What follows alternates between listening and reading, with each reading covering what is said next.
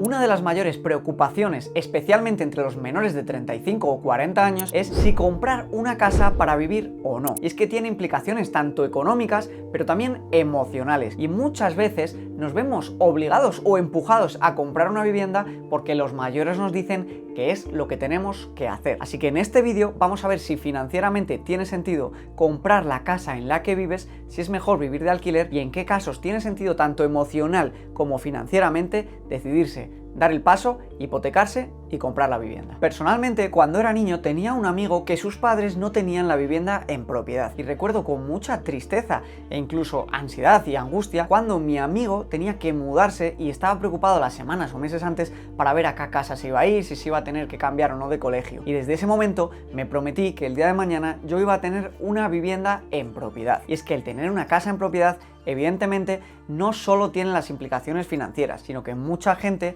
conecta el tener casa en propiedad con tener estabilidad mental, estabilidad personal y poder echar raíces en un sitio. Es por eso que es una decisión tan importante y que hay que tomar teniendo muchos factores en cuenta. No obstante, hoy tengo casi 30 años, tengo el dinero que necesitaría para poder comprarme una casa y sin embargo no tengo casa en propiedad y estoy muy lejos de tenerla. Y sí, ya sé que hay un dicho que dice que cuando estás de alquiler estás tirando el dinero. Pero como a mí me gusta desmontar estas creencias populares, especialmente respecto a las finanzas, en este vídeo vamos a desmigar esto para ver si realmente cuando uno alquila está tirando el dinero. Hay dos estudios en Estados Unidos súper interesantes respecto a los tenedores de vivienda contra los que no tienen vivienda. El primero nos dice que entre la población, generalmente cuanto mayor sean los ingresos de una persona, menos porcentaje representa la casa en su patrimonio. Y cuanto menor sean los ingresos, más porcentaje representa la casa en su patrimonio. Tiene sentido, ¿no? Si tienes el dinero justo, pues al final compras la vivienda y no te da para tener más patrimonio aparte de la vivienda. Y el segundo estudio, que es más clarificador y que es muy interesante, es que compara el patrimonio neto de la gente que tiene una vivienda en propiedad con la gente que no tiene vivienda en propiedad. Y atención, redoble de tambores. Las familias o las personas que tienen casa en propiedad tienen una riqueza media de $233.000, comparado con solo $6.300 con la gente que no tiene vivienda en propiedad. Es decir, prácticamente 40 veces más riqueza media tienen las personas con casa en propiedad que las personas que no tienen casa en propiedad. Estos datos asustan, ¿verdad? Como argumento a tener tu casa en propiedad es que evidentemente el hipotecarte y tener que hacer los pagos de tu hipoteca mes a mes te fuerza a ahorrar. Es como una gran hucha forzada a la que tienes que cumplir sí o sí tus metas cada mes e ir aportando a través de la hipoteca. Y esto es verdad que a gente que no tiene capacidad de ahorro o no tiene una buena educación financiera, pues quizá de otro modo no se vería forzado y no ahorraría de esta manera. Lo que ocurre cuando pagas la hipoteca es que cada vez debes menos dinero al banco y por tanto tú tienes más porcentaje de propiedad en la casa que posees. Y además, el segundo gran punto a favor de comprar una vivienda es que también año a año de media se van apreciando. Por tanto, tú por una parte vas pagando la hipoteca y vas teniendo menos deuda sobre esa vivienda y por otra parte, si tienes un poquito de suerte, esa vivienda se va apreciando y cada año vale más. Por tanto, el ahorro es doble, porque por una parte reduces la deuda y por otra tu activo vale más. No obstante, evidentemente, esto no viene sin contrapartidas.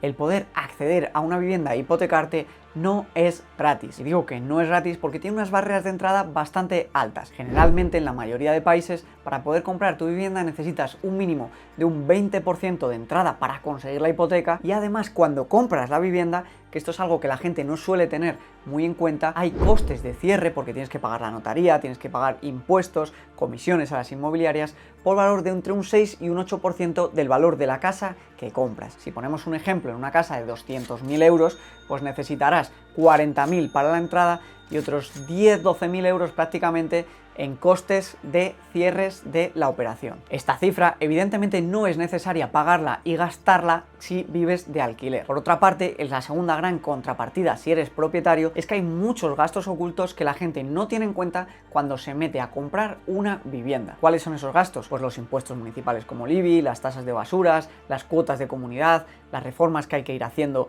periódicamente porque hay que actualizar la casa, o la rotura de los electrodomésticos que tienes tú que pagar sí o sí y que cuando vives de alquiler nada de estos gastos los tienes tú que hacer frente. Estos gastos, que parece que son pocos y que son temporales, hay estudios que los cifran entre el 0,5% y el 1% del valor de la casa anualmente. Es decir, cada año, aparte de la hipoteca, si estás en un piso de 200.000 euros, tendrías otros de 1.000 a 2.000 euros en gastos anuales que debes sumarlo al coste de ser propietario y que no los tendrías en el hecho de ser inquilino y vivir de alquiler. La realidad es que estoy seguro que la mayoría de propietarios no tienen estos costes en cuenta y no son tan meticulosos con sus números. Y cuando lo empiezan a ser, les viene esa vocecita que dicen: alquilar es tirar el dinero y el precio de la vivienda siempre sube y es la mejor inversión. ¿Verdad que sí? Pues mira, estamos en una circunstancia familiar un poquito curiosa, porque el año pasado fallecieron mis abuelos y hay que vender su casa que tienen en Madrid, en Atocha, que compraron en 1979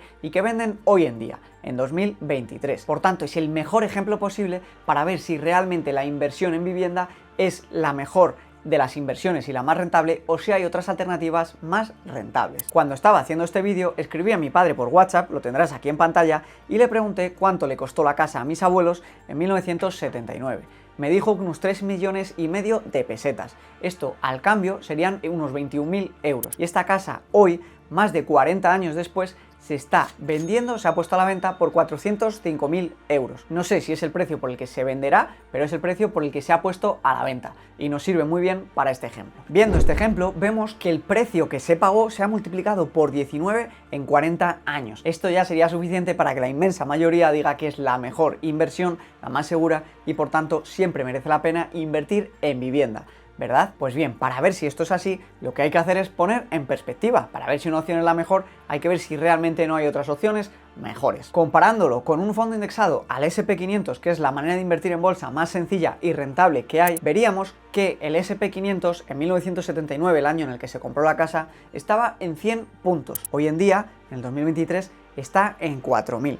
Es decir, 40 veces. La diferencia entre invertir en vivienda en el mejor de los escenarios posibles en Madrid, en Atocha, que se ha revalorizado de manera increíble comparado con el resto de España, fue que multiplicamos nuestro dinero por 19. Si lo hubiéramos hecho en el SP500, hubiéramos multiplicado el dinero por 40. Esto habría hecho que en lugar de tener un piso valorado en los 400.000 euros, tendríamos participaciones de un fondo indexado valoradas en más de 800.000, es decir, el doble del dinero. Y es que al final hay una cosa que no miente, que son las rentabilidades históricas de los distintos activos y cómo se aprecian los distintos activos a lo largo de la historia. Los estudios dicen que el real estate de media se aprecia un 2% anual. Los más ambiciosos dicen que se llega a apreciar hasta un 4% anual. Y esto depende de la zona, del mercado, porque hay muchos sitios donde no se aprecia igual y donde apenas ha subido la vivienda en los últimos 15 años. No obstante, la bolsa, los fondos indexados como el SP500 o el MSCI World, desde hace más de 120 y 150 años se vienen apreciando a más de un 10,5% de manera anual. Es decir, mucho más del doble de apreciación anual en la bolsa que en las propiedades inmobiliarias. ¿Y qué tiene todo esto que ver con entender si comprar es una buena decisión o no? Pues bien, tiene que ver porque quería desmontarte un poquito el estudio de que los que tienen casa en propiedad siempre tienen más dinero que los que no la tienen, porque lo que realmente representa es que evidentemente la gente que tiene muy pocos ingresos, pues ni tiene casa en propiedad, ni tiene fondos indexados, ni tiene activos, ni tiene absolutamente nada, porque solo le da pues para comer y para sobrevivir. Pero que se puede ser una persona responsable financieramente y con mucho más patrimonio que otro que tenga una vivienda, si en lugar de coger y dar ese dinero para la entrada a una vivienda, lo inviertes en fondos indexados o en otros activos. Aquí el quid de la cuestión no es si comprar vivienda o no. No quiero que te agobies si todavía no te has comprado la vivienda o te da pánico dar todo ese dinero en forma de entrada, porque puedes hacer las cosas muy bien si en lugar de tirar ese dinero lo ahorras y lo inviertes. No se trata de ser propietario o tirar el dinero, sino de ser propietario o invertir en otro activo. En mi opinión, tiene sentido tener una casa en propiedad, y yo espero tenerla algún día, cuando tengas claro que quieres vivir en ese barrio o en esa zona por 10, 15 o 20 años. ¿Y por qué te digo esto? Pues porque aunque la apreciación de la vivienda es cierto que a veces es de un 2, 3% o 4% anual, este 2% anual se te va al garete si tienes en cuenta que tienes que comprar la vivienda y venderla en 5 o 6 años por los costes de compra y de venta, que como te digo, cuando la compras pues son de un 7 a 8% y cuando la vendes también. Por tanto, la poca rentabilidad que hayas podido obtener se te va con los costes de las transacciones. Por tanto, en mi opinión, solo merece la pena comprar una vivienda cuando sepas que vas a vivir muy a largo plazo en esa zona, quieras echar raíces, estés estabilizado profesional y personalmente y no creas que debes mudarte, cambiarte de zona por tu trabajo o por tu familia. Echa un vistazo a la evolución del precio de la vivienda en España y mira cómo hay muchas comunidades que todavía no han superado los máximos históricos de 2006, 2011 o 2013. Es una mentira que el precio siempre sube y que es muy constante. Por eso no compres como inversión para vivir, sino porque realmente ya tienes otros activos y quieres ahorrar en tu vivienda y estabilizarte en esa zona concreta. Además, no es cierto en absoluto que siempre es más barato la hipoteca que el alquiler, y te voy a explicar por qué. Yo, por ejemplo, en el piso en el que vivo, y pasa en la mayoría de las grandes ciudades que son caras de vivir, es más barato alquilar que hipotecar. Y es que mira el ejemplo. Yo donde vivo cuesta el piso entre 600 y 650.000 euros y pago 1.500 euros de alquiler y evidentemente no pago ni comunidad, ni IBI, ni absolutamente nada. Si tuviese que comprar este piso, veríamos en Idealista que tendría que dar una entrada de unos 160.000 euros para dar el 20% más los gastos de cierre, y con una hipoteca tipo fijo como las que hay ahora del 2,8%, me quedaría una cuota mensual de 2.000 euros más además los gastos de impuestos, de mantenimiento, etcétera, etcétera. Si ese mismo dinero lo invierto en un fondo indexado al SP500 o al MSCI World, que tienes cómo hacerlo aquí arriba, verás que en 30 años ese dinero, esos 150 a 160.000 euros, pasarían a valer 3.600.000 euros sin aportar absolutamente nada más durante el paso de los 30 años. Es decir, a mí personalmente me sale mucho mejor invertir ese dinero que va a crecer a más ritmo que no dar ese dinero en entrada y encima pagar todos los meses más aún de lo que tengo que pagar en alquiler. Además, si mi familia crece y necesito un piso más grande, me puedo mudar sin problema. Si me sale un vecino por culero, me puedo ir a otro sitio sin problema. Y si me apetece mudarme y no tengo la carga psicológica, pues de tener que vender o poner en alquiler el piso en el que tantas emociones tengo metidas. Generalmente la objeción a esto es que el alquiler va subiendo con la inflación.